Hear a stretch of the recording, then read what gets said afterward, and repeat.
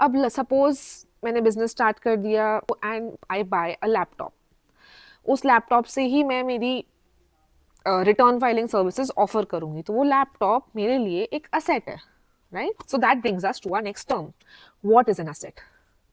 So an asset is basically anything that gives you returns.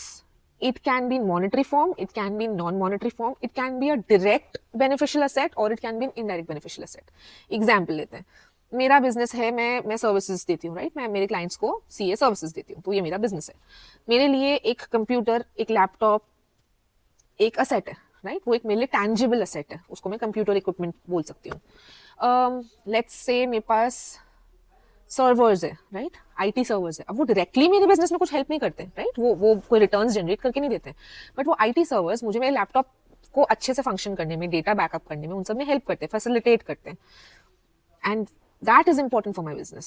So anything, right, anything that you go and buy which has some value, जो आपको future में उसके against मिलेगा और जो आपके business में कुछ वैल्यू ऐड करवा रहा है या रिटर्न दिलवा रहा है, is an asset. Now asset basically बहुत सिंपल रखूं मैं, रिसीवेबल। आज तुरंत उसका कुछ नहीं आ रहा है मेरे पास, आगे जाके या कंटिन्यूसली या फिर एवरी डे बेसिस पे मुझे उसके कुछ ना कुछ फायदे मिल रहे हैं। Could be monetary, could be non monetary. So receivable is very easy, just asset, receivable.